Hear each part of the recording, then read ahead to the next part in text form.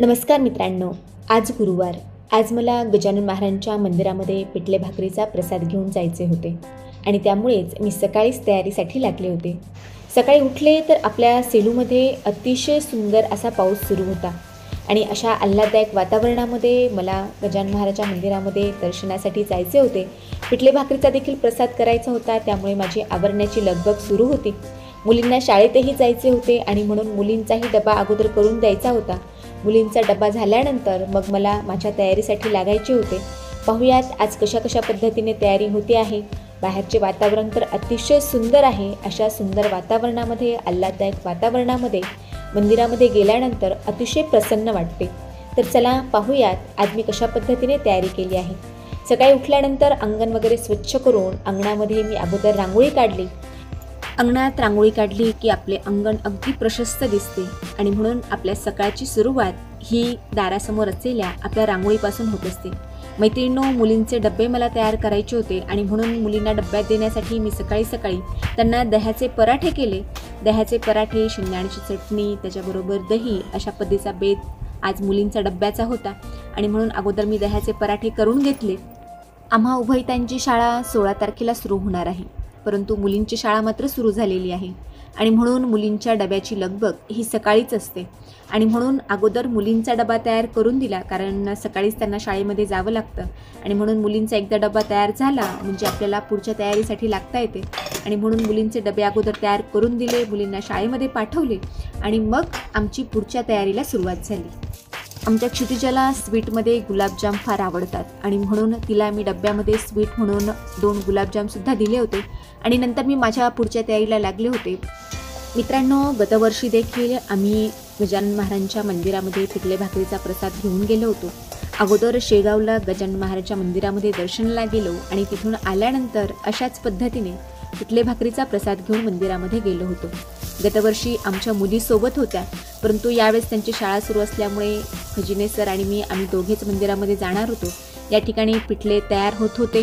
तुम्ही या ठिकाणी बघू शकता, पिठले अतिशय छान या ठिकाणी तयार झालेले आहे आणि आता भाकरी करायची आहे मला. पिठले अगोदर करून घेतले म्हणजे तोपर्यंत भाकरी होईपर्यंत पिठले छान थंड होते आणि मग थंड झालेले पिठले डब्यामध्ये घेऊन जायला सोयीस्कर होते आणि म्हणून मी अगोदर पिठले तयार करून घेतले होते. छान पिठले शिजले देखील होते. पिठले चांगले शिजले, त्याला छान वाफ आली की त्याला छान चव येते आणि म्हणून त्याला छान वाफेवर होण्यासाठी त्याला परत 5 मिनिट मी गॅसवर ठेवले. त्यानंतर मी भाकरी करण्यासाठी घेतली होती. मित्रांनो, मंदिरामध्ये जाण्याची खूप आतुरता असते.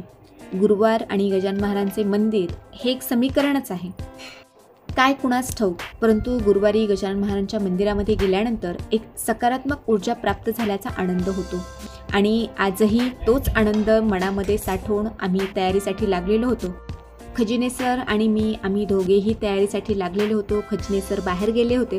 मी खजिने सरांना काही वस्तू आणण्यासाठी पाठवलेले होते. तोपर्यंत या ठिकाणी माझा स्वयंपाक सुरू होता. मित्रांनो, अशा पद्धतीने माझ्या भाकऱ्या करणं सुरू आहेत. जमते की नाही ते कमेंट बॉक्समध्ये नक्की सांगा. भाकरी करण्याच्या अनेक पद्धती आहेत. बरेच जण तव्यावरच भाकरी भाजून घेतात, परंतु तवा काढून डायरेक्ट शेगडीवर अशा पद्धतीने भाकरी भाजल्याचा एक खूप छान वास भाकरीला लागतो आणि अशी भाकरी ही खूप छान होते. मैत्रिणींनो, तुम्ही भाकरी कशी भाजता, तव्यावर की शेगडीवर, हे कमेंट बॉक्समध्ये नक्की सांगा.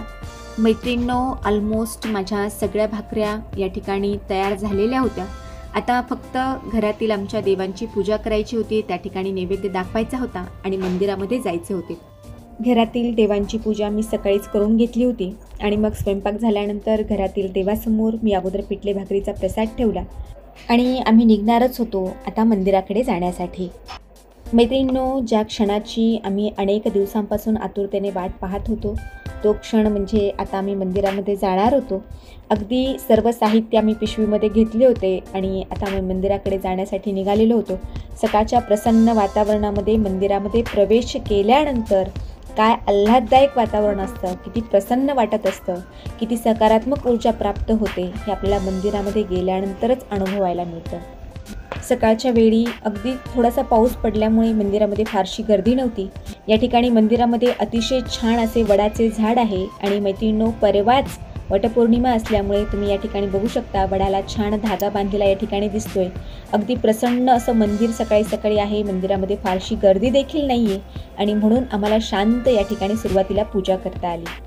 मंदिरात गेल्यानंतर फक्त आम्ही आणि पुजारी एवढेच मंदिरामध्ये होतो आणि म्हणून अगदी छान व्यवस्थित पूजा अगोदर या ठिकाणी करता आली। गजानन महाराजांना हळदी कुंकू अर्पण केले। त्या ठिकाणी मी अगोदर नैवेद्य दाखवला आणि मग शांत प्रसन्न चित्ताने परमेश्वराकडे पुन्हा पुन्हा येण्याची प्रार्थना केली आणि मग सर्वांना पिठले भाकरीचा प्रसाद द्यायला सुरुवात केली।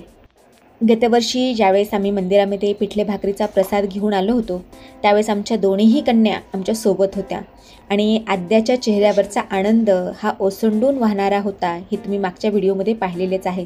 आणि त्यामुळे आमच्या दोन्हीही मुली आज नसल्यामुळे आज त्या शाळेत गेल्या होत्या आणि आम्हा दोघांनाच या ठिकाणी यावे लागले। त्यामुळे आमच्या मनाला एक प्रकारची हुरहुर होती। अगदी दर गुरुवारी कुठल्याही एका भक्ताचा मंदिरामध्ये पिठले भाकरीचा प्रसाद हा असतोच। आज आम्हाला खूप नशीबवान समजतो की आज आम्हाला मंदिरामध्ये पिठले भाकरीचा प्रसाद देता आला। प्रत्येकाच्या हातामध्ये प्रसाद देत असताना एक विलक्षण प्रकारचा आनंद आमच्या मनामध्ये दाटून आलेला होता। अगदी शेगावला गेल्यानंतर शेगावच्या गजानन महाराजांच्या मंदिरामध्ये ज्या प्रकारची एक ऊर्जा आपल्या मनामध्ये निर्माण होते त्याच पद्धतीचं वातावरण आपल्या सेलूच्या गजानन महाराजांच्या मंदिरामध्ये आहे आणि तोच आनंद या मंदिरामध्ये आल्यानंतर आम्हाला होत असतो। मित्रांनो, मंदिरामध्ये आल्यानंतर या ठिकाणी कुठलाच भेदाभेद नाही, ना श्रीमंत ना गरीब, ना उच्च ना नीच। आलेल्या प्रत्येक भक्त या ठिकाणी समान असतो आणि म्हणून आलेल्या प्रत्येक भक्ताला या ठिकाणी आल्यानंतर या प्रसादाचा एक वेगळ्याच प्रकारचा आनंद मिळतो। मंदिरामध्ये आल्यानंतर आपल्याला मंदिरांच्या भिंतीवर संपूर्णपणे गजानन महाराजांच्या जीवनातील अनेक प्रसंग भिंतीवर चित्ररूपाने या ठिकाणी तुम्हाला दाखवलेले आहेत आणि त्यामुळे मंदिरात आल्यानंतर तुम्ही नक्कीच या भिंतीवर जर तुम्ही पाहिले तर तुम्हाला एकंदरीत संपूर्णपणे गजानन महाराजांचा जीवन प्रसंग तुमच्या डोळ्यासमोर येईल। मंदिराचा संपूर्ण परिसर हा अतिशय सुंदर आहे। परमेश्वराकडे ते काय ते मागावे, सत्कार्य माझ्या हातून घडू दे, ज्ञानदानाचे ज्ञानग्रहणाचे कार्य माझ्याकडून होऊ दे। करता आणि करविता परमेश्वर तूच आहेस, जे काही देणारा आहेस तोही तूच आहेस। तुझ्याकडे परमेश्वरा काय ते मागावे, हेची दान देगा देवा, तुझा विसर न व्हावा। गुरुराया तुझे स्मरण सातत्याने माझ्या मनामध्ये असू दे, सातत्याने तुझ्या चरणाशी तुझ्या पायाशी येण्याची मला आठवण होऊ दे। आमच्याद्वारे योग्य मार्गक्रमण होऊ दे परमेश्वरा, हेच तुझ्याकडे मागणे आहे। लहानग्यांचे प्रेम आणि थोरा मोठ्यांचे आशीर्वाद मिळू दे, सातत्याने तुझी सेवा करण्याची परमेश्वरा संधी आम्हाला मिळू दे। गुरुराया तुम्ही आहात म्हणून आम्ही आहोत, तुमच्याशिवाय आमच्या जीवनाला अर्थ नाही, आमचे जीवन हे शून्य आहे। परमेश्वरा तुझा कृपाशीर्वाद नेहमीच आमच्या पाठीशी असू दे। परमेश्वरा इडापिडा टळू दे, शेतकऱ्यांचे राज्य येऊ दे, सर्वांना सुखात समाधानात आनंदात राहू दे, हीच तुझ्या चरणी प्रार्थना। परमेश्वरा पुढील वर्षी परत अशाच पद्धतीने तुझ्या चरणाशी येऊ दे, हीच माझी मनोमन प्रार्थना। मित्रांनो, या भरभरून सकारात्मक ऊर्जेसह आपण पुढच्या व्हिडिओमध्ये भेटूयात। आजचा आमचा व्हिडिओ तुम्हाला कसा वाटला हे कमेंट बॉक्समध्ये नक्की सांगा। व्हिडिओ आवडला असेल तर लाईक करा आणि जर तुम्ही आमच्या चॅनलला सबस्क्राईब केले नसेल तर सबस्क्राईब देखील नक्की करा। मित्रांनो, पुन्हा भेटूयात। गणगण गणात बोते मित्रांनो।